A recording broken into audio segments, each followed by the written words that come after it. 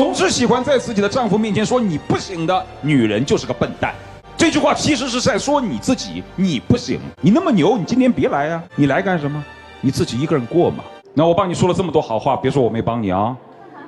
视频中被涂磊老师怒斥的女生就是小刘，那么又是什么原因被涂磊老师这样说的？事情的起因还要从男友小孙说起。当时我一个人在那里，我什么东西都要我自己一个人进货、洗衣服、做饭，孤零零的一个人，连个说话的人都没有。哦哟，这个委屈哦，吃了很多苦是吗？是的。哎呦，这得多大的苦啊！一个男人哭成这样。其实夫妻俩结婚已经有9年，但又因为一些琐事，两人已经离婚7个月。如今丈夫为了孩子想和妻子复婚，所以才来到节目组请求老师们的帮助。而堂堂一个大男人在台上这样泣不成声，并不是因为向妻子求情才哭成这样，而是因为自己在过往的经历中遭受了种种委屈和苦衷，所以才有了现在这个局面。然而涂磊老师见这个男人这么没自信，哭成这样，简直就是给我们男人丢脸，所以才决定要帮助他好好教训一下这个自以为是的女人。那么她到底遭受了什么样的委屈，竟连涂磊老师都看不下去呢？事情还要从两人离婚的原因说起。就是我觉得有孩子了，我们就应该自己出去创业，然后我就毅然的辞职了。创业肯定是很难的，我们2个人是白手起家的。他开始是帮我的，后来就是觉得我什么都不如意，什么都要骂他。难道不是吗？说起离婚的原因，主要就是因为创业中所产生的矛盾。妻子小刘是一位性格强势的女人，为了孩子有一个富裕的家庭，不满足现状的妻子决定辞掉工作自己创业。妻子负责主管大局，丈夫负责当妻子的帮手。眼看生意越来越好，两人却产生了矛盾，经常因为一些鸡毛蒜皮的小事总是吵架，这也是两人离婚原因当中的其中之一。你要我去买个菜，今天嫌我买多了，明天嫌我买少了，这个事情说我做的不对，那个事情说我做的不对，开口闭口的就是骂人，你甚至还当着员工的面责备我。你知道我作为一个男人，我有尊严吗？我有面子吗？妻子不顾丈夫的尊严，经常对其责备和谩骂，甚至在员工面前也没有一点收敛。这件事对于小孙来说留下了心理创伤。虽说小刘在事业上有所成就，但也不能对自己的丈夫这样不尊重。作为一个男人来说，自尊是最起码的底线。如今被妻子这样辱骂，要强的小孙决定离开妻子，自力更生，不再忍受这样的侮辱。于是在乡下开了一间小超市。也正是因为自己创业，让他感受到了前所未有的苦衷。后面我们2个人呢，实在的就觉得的话没有必要2个人待在一起。好，后面呢我就到乡下去开了一个小超市。当时我一个人在那里，我什么东西都要我自己一个人进货、洗衣服、做饭，孤零零的一个人，连个说话的人都没有。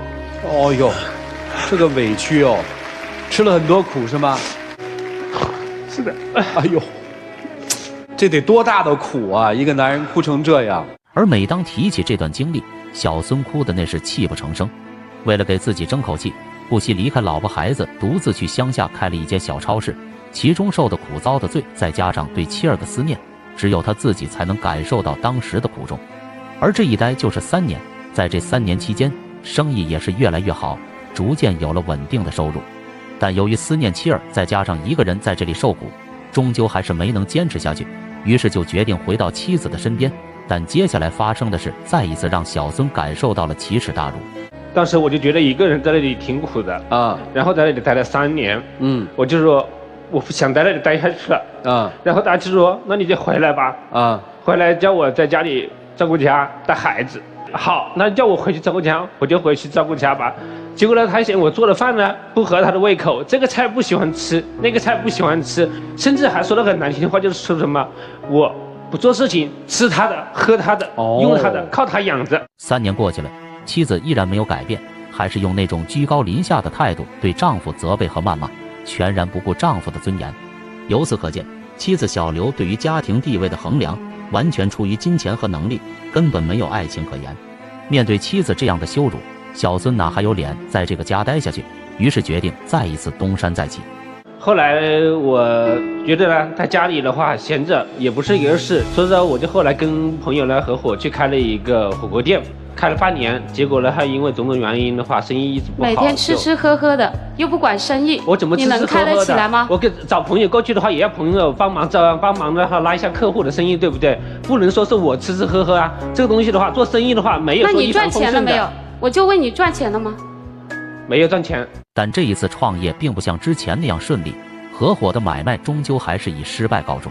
但主要的是这次做生意的资金是妻子出资。面对这样的结果，小孙在家里的地位一落千丈。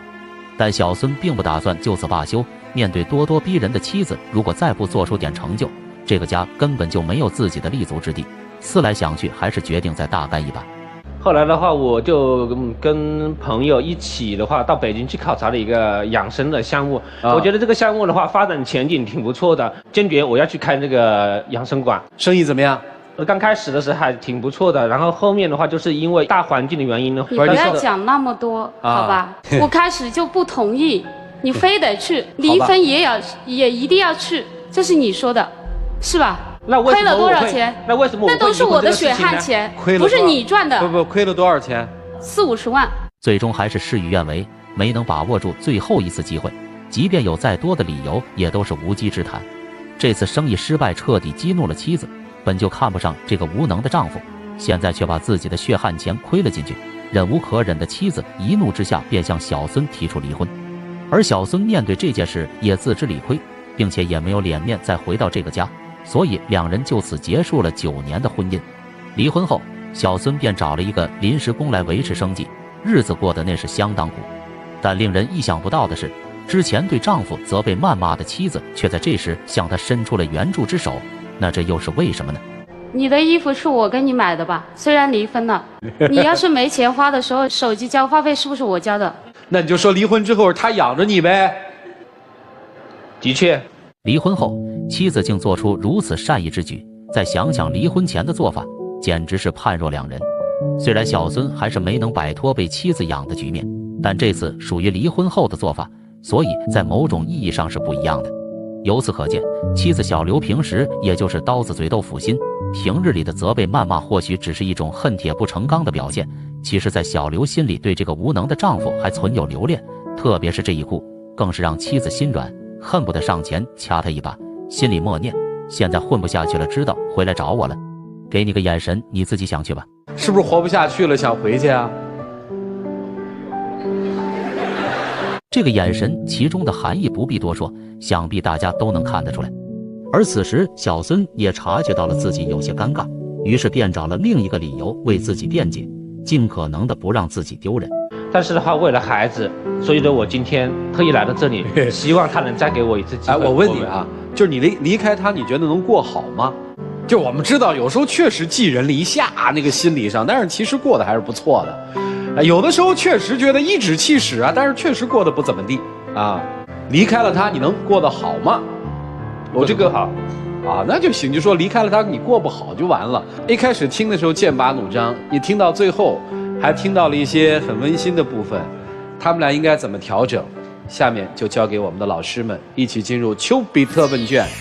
这可真是应了那句话：死要面子活受罪。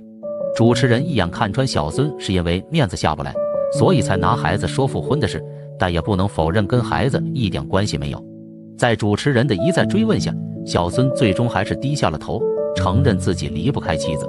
虽然小孙自尊心很强，但如今还是要面对现实，请求妻子的原谅。那么面对这对离异的夫妻，老师们又有何看法呢？中国男人最大的问题就是死要面子，在做生意这件事上，你不如你太太，你的情感偏脆弱。但是既然是这样的现实情况，咱们哪儿跌倒哪儿爬起来。你得跟我说实话，你承认不承认？其实，如果让你在家里做一个主内的好男人、好老公，这个选择你现在是可以接受的。可以接受。现代社会不一定谁强谁弱，不一定非要靠男人养家，谁强谁就养家，对吧？彼此扶持。你要过了这道心理关，谁说你都没用。之所以小孙沦落到今天这个地步，死要面子是罪魁祸首。面对比自己能力强的妻子，小孙并不甘心，非要做出点成绩给妻子看。哪曾想，一次次的生意失败让小孙失去了所有，结果还是得放弃尊严向妻子求情。但现实就是这样，现代社会并不一定就非得男人养家，谁有能力谁养家也是一件合乎常理的事情。既然在生意上没有妻子能力强，做好一个家庭主妇也并非是一件丢人的事。所以小孙要面对现实，做好自己该做的事情就足矣。此时涂磊老师见到此情此景，不禁想起自己的亲身经历，把自己的老婆搬出来做了一个对比。我老婆基本上不干什么活儿，也没怎么正经上过几份工作，我比她挣得多得多，所以我有自豪感呢。我似乎有一些莫名的优越感，在回到家之后指使她干这个，指使她干那个。长此以来，我还没有意识到我这样的优越感，直到有一天，有一件事情让我感觉到我的优越感其实是伤害了她的自尊。一直以来，她是拿我的信用卡在用，她说我也想办一张信用卡。我说你办什么信用卡？拿我刷不是一样的吗？反正也是我还。我说你为什么那么想办信用卡？她后来只丢给我一句话，她说我想在刷卡的时候签的不是你的名字，是我自己的名字。我突然之间感觉到我的某种优越感伤害到了她的自尊了。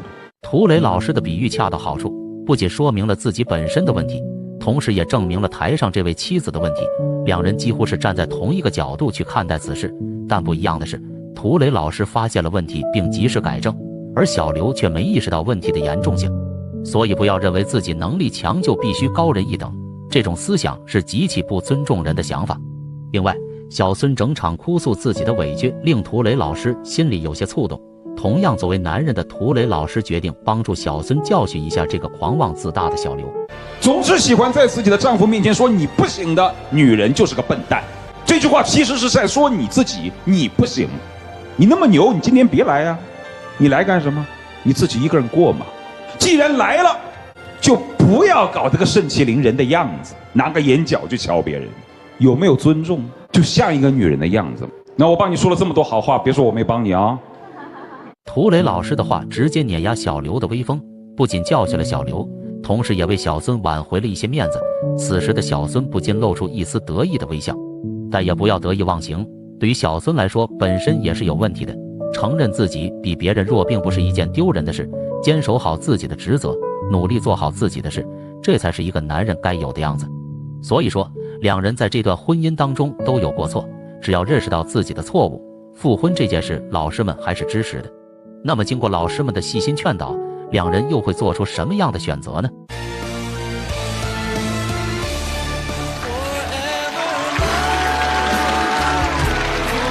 好，结果可想而知，两人最终还是选择了在一起，同时也祝福他们天长地久，互相彼此尊重，共同走向美好的未来。好了，视频看到这里也该结束了。关于这对夫妻，屏幕前的你对此又有何看法呢？欢迎评论区留言讨论，咱们下期再见。